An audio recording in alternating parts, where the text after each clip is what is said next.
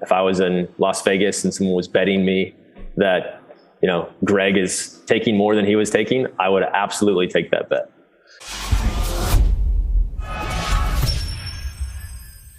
Coach Greg, and I'm here today with Kyle Gillette, who's the lead medical officer on Marek Health, who happens to be Derek from More Plates, More Dates. That's his company, co-founder, co-owner, and this is an HRT clinic. They test, they do blood work, and so on.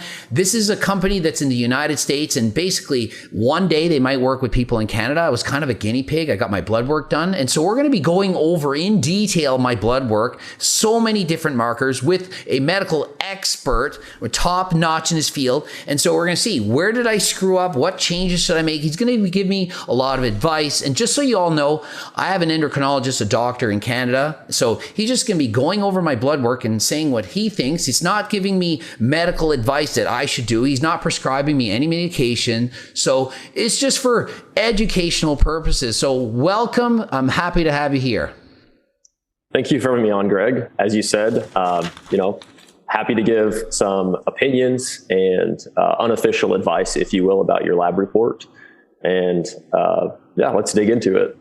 All right. So just so everyone knows, I am not natural. I am on HRT, and my prescription for HRT at this point when I was tested was 120 milligrams of testosterone a week. And my last shot was done 3 days before this blood work was done, just so that everyone understands we're not pretending I'm natural. We're going to go. So these are enhanced blood work results, and we're going to see, does this make sense? Does it look good? What changes could I possibly make that could make me better, healthier, bigger, stronger, all that good stuff?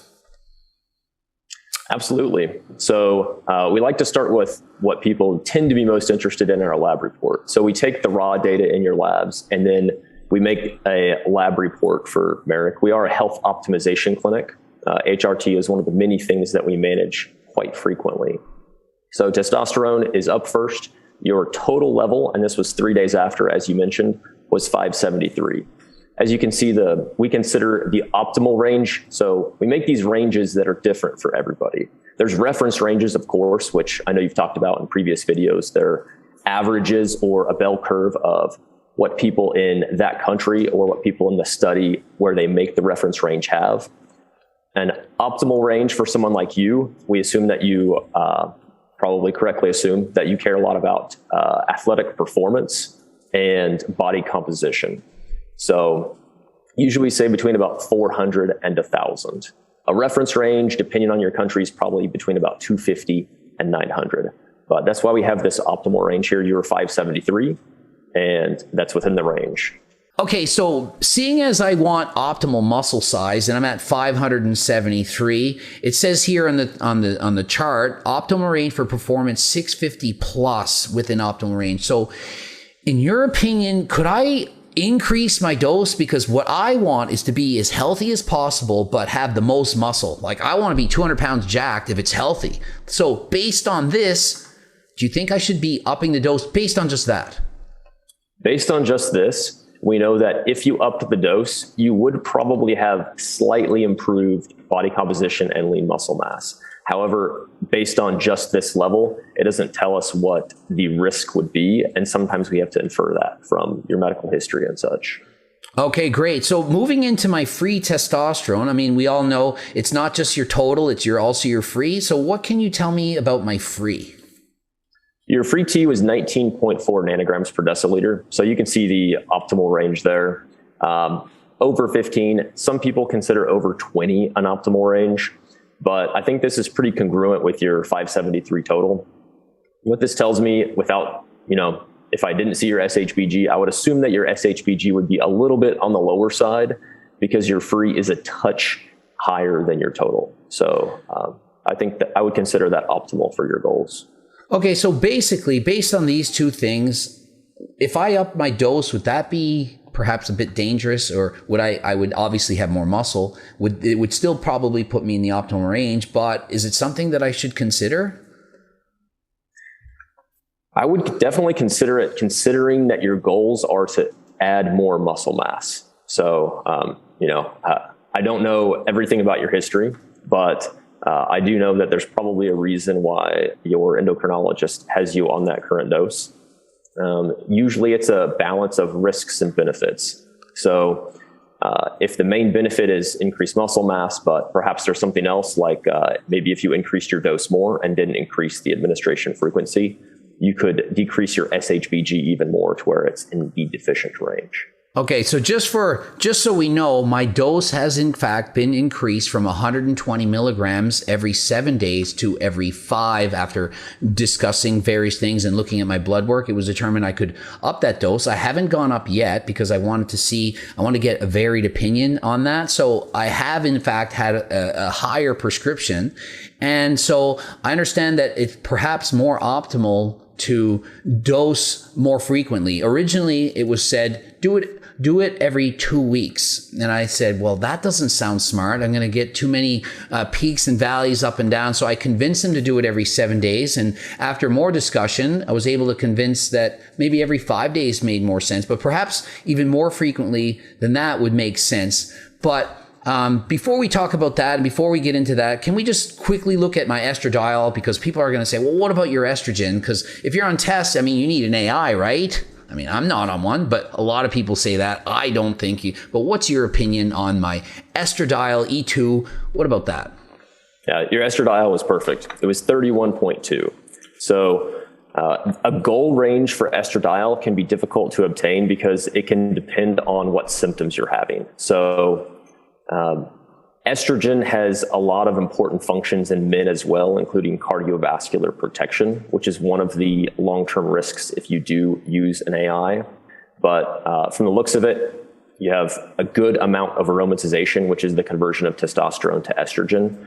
And another thing that can help with estradiol, if you increase your dose, is again increasing the administration frequency. So I think going to every 5 days is a great incremental change because of the law of diminishing returns. The more you increase it, the less that it helps. So I think that the change that your doctor suggested is perfect. And based on this, seeing my estradiol is like in that middle of optimum. It says 20 to 40 would be great. I'm at 31. If I increase my dose, I probably still won't need an AI. I mean, after all, I am in the optimal range. Even if it was to go up slightly, I would still be in that optimal range. Yeah, correct. And a lot of it has to do with the ratio of total androgens to total estrogens, or the ratio of testosterone to estradiol, which are two specific types of those. So if you happen to be someone who has, a very high natural testosterone level, let's say you have a free T of 40, then you probably want your estradiol to be higher as well. Perhaps you want it to be 50 or even 60. And that's not concerning, even if it's over the range of 40, as long as it's congruent with the ratio of androgen to estrogen. And that's a great point. So many people just look at their estrogen and they don't consider, well, hey, if your test levels are triple what a normal guy is because you're on steroids or what have you, then obviously you're going to have more estrogen. But people don't think that. They think it has to be the lower the better. They don't want water retention, but they don't understand that everything is balanced together and you have to consider everything together as a unit to make sure that you're doing the best possible thing for your body. Yeah, definitely true. I've seen many labs of people that have that are on very high doses of testosterone cycles, and their estradiol is 100 or even over 200, and there's no symptoms of hyperestrogenism because of the ratio. Okay, moving into SHBG, because this one is way out of whack. And just so that you know, I've done my blood work 20 times or so. Almost always is it low. Whether I was on, off, cycling, different stuff. I think I've had it once in the optimal range when I was on a very, very low dose of TRT, like at the lowest, or when I'm off for a long enough period of time. It's somewhere in that low normal. So my results, it looks a little scary. Am I screwed? Am I dying at 50 of a heart attack? Let me know, what is SHBG and how come it's important? Yeah, so sex hormone binding globulin is the main binding protein that binds sex hormones. So it binds estrogen relatively weakly, and then it binds many androgens with its binding to dihydrotestosterone, or DHT, being the strongest, and then testosterone being the next strongest. So it also helps theoretically helps transport sex hormones through membranes, including the blood-brain barrier. So it can help with androgenic signaling in the brain. Its half-life is relatively short, So it's about a week, perhaps a bit longer than a week, and it's made by the liver. So as I've stated in the lab report, a lot of people have a genetic polymorphism, and that will be what dictates what their SHBG levels are. There's also differences between people of different ancestry or ethnicities. So that can also play a part. And obviously being on TRT, because of the androgenic signaling, that decreases the level of SHBG in the liver. Estrogens, especially oral estrogens, tend to increase it. For example, oral contraceptives with estrogen in them. So there's a lot of different things that can cause the fluctuation, but if yours has always been low, it might be, just due to a genetic polymorphism. In general, the higher the better. A higher SHBG is actually correlated with longevity, long life. Obviously not causation, but correlation. So the way I explain it to most people that are on TRT is the higher your SHBG, the better. Okay, so seeing as I'm at 12 and optimal is 25 to 50, I'm sure, highly suggested that I try to increase that in some way. So what could I implement to allow myself to fix the problem somewhat, get into that optimal range? The first thing to change, sounds like you're already changing, is increasing the administration frequency. Every 4 days, every 5 days. In general, the more frequently you administer, you have less of a peak, you have less of a spike, and that causes less downregulation of SHBG production from the liver. It also causes less upregulation of EPO, or erythropoietin, production. So the administration frequency can also help if polycythemia happens to be something that one struggles with. Another thing that can help is medication known as Metformin. So Metformin is a medication for diabetics, and we know that it does help people with uncontrolled diabetes live longer. So it has several different mechanisms of action. It does work on the liver. It works on several glucose transporters as well, and it's an insulin sensitizer. So people that tend to be more hyperinsulinemic can benefit from Metformin because essentially it helps increase SHBG and it helps increase insulin resistance. So they have less insulin around. Thyroid medication can also help increase SHBG if that is something that is indicated. Okay, and speak of Metformin, I always knew people used it pre-diabetics, diabetics, and so on. Never knew it had any relation to SHBG at all. But seeing as my SHBG is fairly low, and if I did go that route, what kind of dose should I take? And should be once a day, twice a day, or days off? Like, give us a little breakdown of how I could use Metformin based on my blood work that could benefit me. So Metformin is a little bit of a tricky medication because when people start it, almost everybody has side effects like diarrhea or soft stools. So since it's something that could theoretically benefit you, assessing your tolerance to it is very important. You want to start with extremely low doses and probably not even every day. You want to give your gut a rest. It can be associated with B12 deficiency, as anything that irritates the gut can be over time. So that's something to consider. And then it can also just be associated with, some other things that may or may not be pertinent. It can increase your binding proteins for IGF-1, which is related to growth hormone, or decrease IGF-1, which will be pertinent later. So I think it's important to notice, so many people are going to read on a forum, watch a video, Metformin, it's going to make you live longer, diabetes, I'm just throwing it in, SHBG, Metformin, I'm going to take 500 milligrams a day. You got to be careful. You can't just think that you can just do this. There's so much more to it. What milligrams, let's just see here, if I was to just, I want to try this, and just so you know, I've tried Metformin in the past I'm just going to try it. I didn't know any better years ago. I'm just going to throw this in, probably burn fat, whatever. What would you suggest? If I'm just going to start out slow every other day, as you said, 100 milligrams? 250? Where could I start? I know you're not giving the actual advice, and I should never listen. Don't take it if you're breaking the law. But hypothetically speaking, what could someone do? A lot of times I start people at 250 milligrams of the extended release, so they don't have the immediate release that's digested quicker. And a lot of times I just have them take it, if they're on TRT, with their dose. For example, every 5 days, or twice a week, or 3 times a week. Okay, that's great info. And what kind of expectation? I mean, are we talking about I'm going to have my SHBG go from 12 to 13? Or could it make that much difference that I'm actually in the optimal range? Could it go from 12 to 25? Like, what percentage? Can it improve by 50%? It's very unlikely to improve by 50%. It's usually a marginal benefit. So usually you want to have some other reason to take it as well, like prediabetes or insulin resistance. It also depends on the diet. So if you're on the Circle diet, then maybe that's relatively low carb and not very insulinemic. So maybe you wouldn't benefit as much from being on a lower carb diet. Interestingly, very low carb diets also help raise SHBG. So many times people on ketogenic diets or carnivore diets have very high SHBG. Okay, and just so you know, I do a lot of cardio. I probably eat 3,500 calories a day on average. So I'm actually, even though I'm on, say it's a lower carb or high protein, it's actually probably a high carb diet just because the overall amount of volume that I'm eating is a lot of calories. So I would say I eat probably more carbs than the average person. But speaking of Trt injection frequency, because that was also mentioned as a way we could improve this, could that improve it by 50%? Are we talking about marginal gains here? Could I go from the 12 into the 25 by 50 by just, say, increasing my injection frequency from the 5 every 5 days, which it was a week, which is way better than every 14 days, to every 3 days, for example? From every 14 days to every 3 days, it very well could have sorry to interrupt, but the original doctor wanted me to do it every 14 days. So I convinced him to do it every 7, and I never did it every 14. He said every 14. I had to convince him. I'm like, look, I need to do it more often. So he started me at 7. So like from 7 to 5 to 3. So like I'm going to do it every 5 days, which is what I'm doing now. So I do like 85 milligrams every 5 days. And then if I go down to every 3, what would that do?